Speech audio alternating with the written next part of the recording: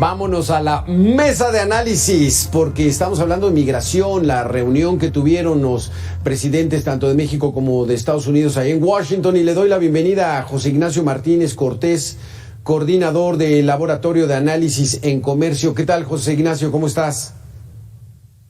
Muy buenas tardes, muchas gracias por la invitación.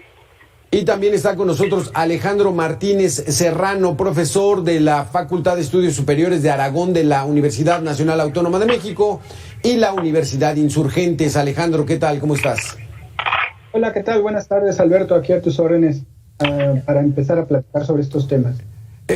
Rápidamente, este tipo de reuniones bilaterales son cerradas, prácticamente se reúnen una hora.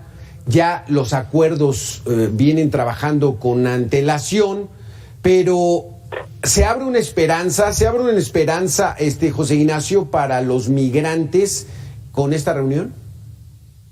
Sin duda, ya que plantea el presidente López Obrador dos formas de poder impulsar el flujo migratorio hacia Estados Unidos. Uno, lo referente a que sea un flujo migratorio ordenado, y otro, y que los paisanos que ya se encuentran allá, pues se pueda realizar un proceso para legalizar su estancia, obviamente bajo lo que determine el gobierno de Estados Unidos, de manera particular la reforma migratoria que estaría presentando el presidente Biden. Es allí donde pues se espera que este diálogo pues se pueda impulsar de manera frontal con los presidentes, ¿no? Que sin duda este acercamiento pues estaría sentando las bases al respecto.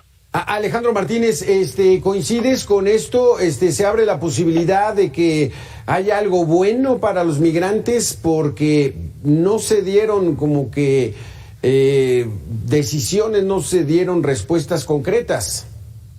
Sí, coincido con la postura que acaba de mencionar mi compañero. Sin embargo, yo también consideraría un aspecto en el ámbito electoral. Desafortunadamente para el presidente Biden, el proceso electoral para el Congreso viene en el próximo noviembre, y si no saca una propuesta que el Congreso actualmente, que es mayoritariamente demócrata, lo pueda respaldar para noviembre, varias de las expectativas es que los opositores al presidente Biden pues le arrebaten el control de alguna de las cámaras, posiblemente el Senado. Entonces, el tiempo ya corre en contra de Biden. Sí. Incluso habría que mencionar que es una de sus propuestas de campaña la regularización migratoria, y insisto, van 2 años y no se ha plasmado. Es que no es muy buena, ¿no, Alejandro? Jurídico. O sea, es una de las propuestas de los demócratas, pero no es una propuesta muy bien vista para toda el ala conservadora en los Estados Unidos, y entonces por eso tienen que ser muy cautelosos. Muy bien negociada, efectivamente. José Ignacio, entonces, aquí la situación está de que vienen tiempos electorales. ¿Qué tanto le conviene al Partido Demócrata, al presidente Joe Biden, hablar de que va a regularizar a tanto trabajador sin documentos que hay en estos momentos en los Estados Unidos, que muchos de ellos, la gran mayoría, son mexicanos, en ese contexto donde se podría echar en contra a una buena cantidad de conservadores que están a favor del expresidente Donald Trump?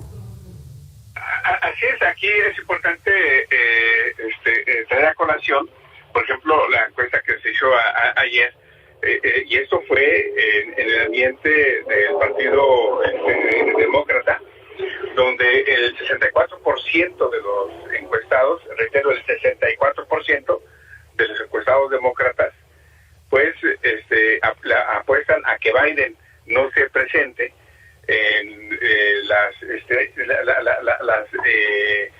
presidenciales de 2024, ¿sí? Y esto para 2024.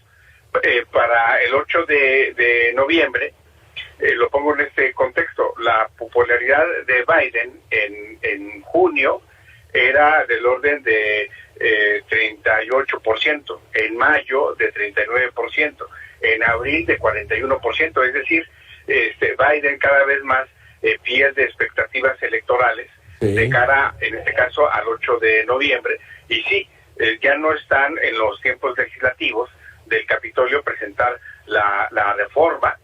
Sí, si lo presenta en el próximo periodo, de cara al 8 de noviembre, sí que no las tendrían todas consigo. Alejandro, algo de lo que dijo el presidente en esta reunión es, ¿por qué no le dan apertura a todos esos trabajadores mexicanos que están muy calificados? Quitarles esa etiqueta de ilegalidad y entonces formalizarlos en el mundo laboral de los Estados Unidos. Pero aquí mi pregunta es, ¿por qué esos trabajadores no se quedan en México? Fíjate, Beto, y tu auditorio creo que va a coincidir un poco con esta idea. El problema migrante en México, en Centroamérica, en otros países, es que las economías de esas regiones no tienen la capacidad para que sus trabajadores, su personal calificado, se quede aquí.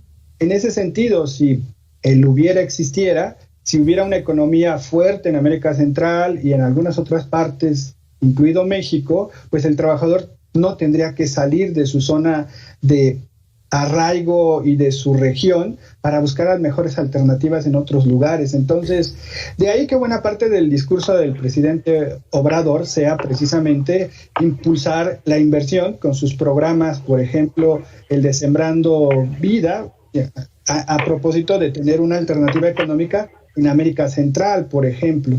De esa forma yo creo que entiendo este fenómeno migrante, ¿no? Sí, exactamente, José Ignacio, porque la situación está que llegamos a tener tasa cero. Los mismos mexicanos que nos deportaban eran el mismo número de mexicanos que iban y supuestamente estábamos en tasa cero, ¿no? Pero últimamente ya los flujos, no solamente de centroamericanos, sudamericanos, caribeños, sino de mexicanos, ha aumentado. Y lo podemos ver en el tráiler de la muerte allá en Texas, donde la mayoría eran mexicanos. Entonces, aquí, ¿qué está pasando? Porque también el gobierno de los Estados Unidos pues puede decir, podría yo entender a los centroamericanos, a los sudamericanos, pero ¿qué pasa con los mexicanos?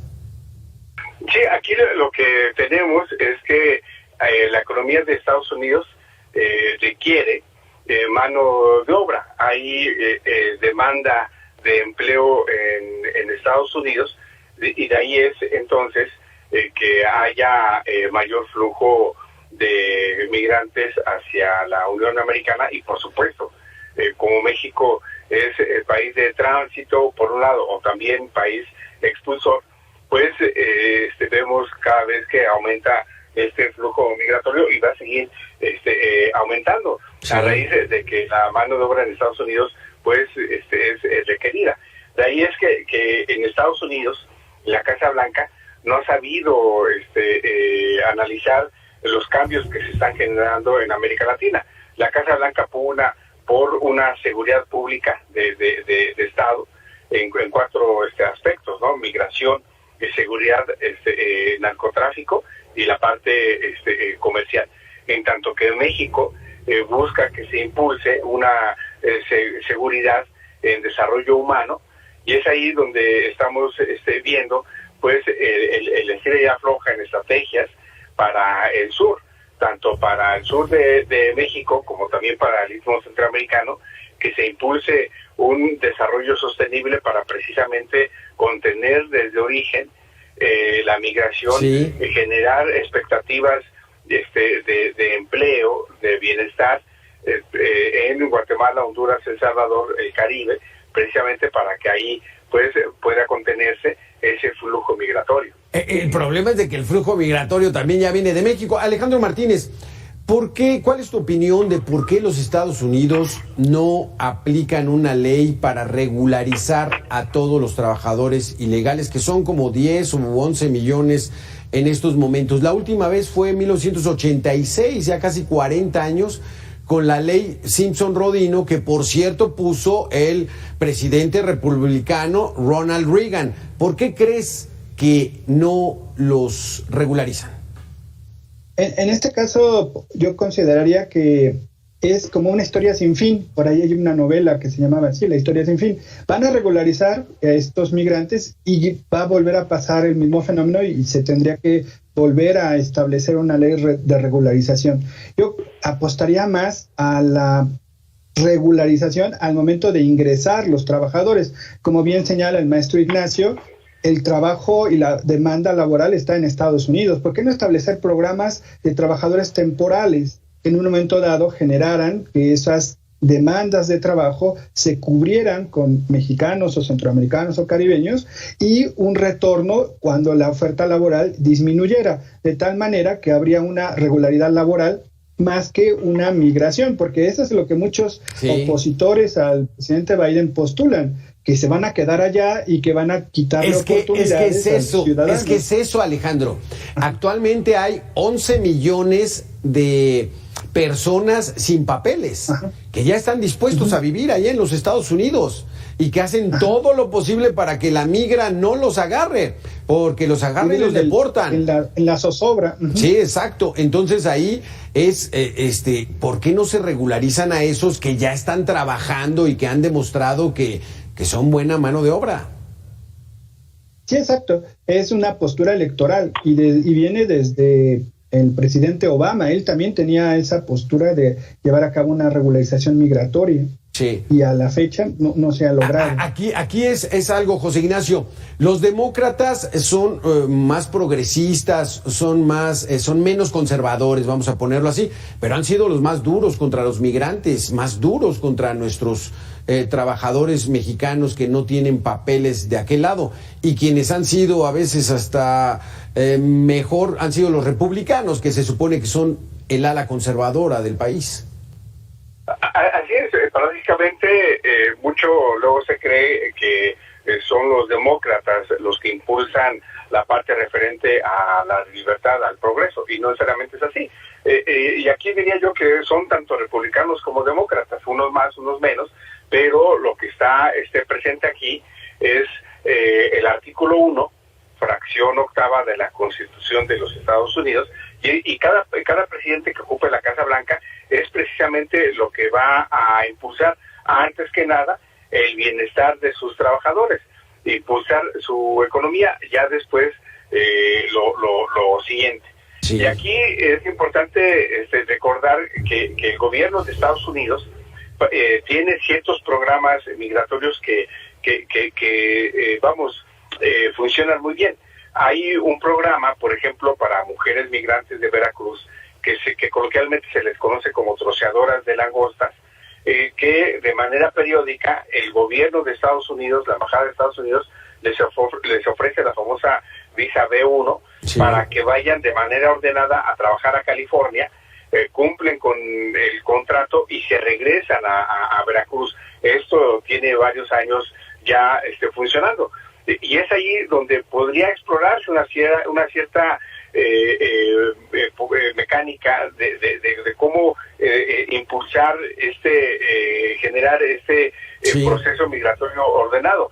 Otra experiencia es los jornaleros de Oaxaca, y que tienen un conocimiento intelectual agrícola que es ocupado tanto en California como en Florida, y es ahí también donde podría generarse esta expectativa. Otra cuestión son los trabajadores de la construcción, sí, que también México expulsa mucho este tipo de mano de obra, y en menor medida, pero que es lo más novedoso ahora, es la parte referente a mano de obra profesional, de manera particular relacionada a servicios, que también está migrando. Es decir, sin duda aquí se tiene que trabajar para impulsar esta mano, para impulsar estos esquemas migratorios de manera ordenada, para que uno y otro país pueda tener esta seguridad migratoria. Sí, aquí la situación está que nos topamos con la realidad un poquitito, José Ignacio, es de que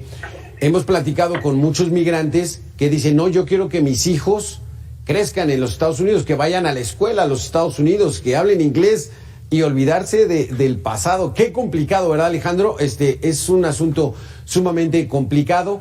Se nos acabó el tiempo, muy interesantes sus conceptos, José Ignacio Martínez. Gracias, Alejandro Martínez Serrano, muchísimas gracias por haber estado con nosotros aquí en Mega Noticias, el tema migrante, y esperemos próximamente poder hablar más sobre este tan importante tema para México. Muchas gracias. Muchas gracias. Hasta aquí este espacio de información. Le doy la bienvenida a Mitzi Cordero.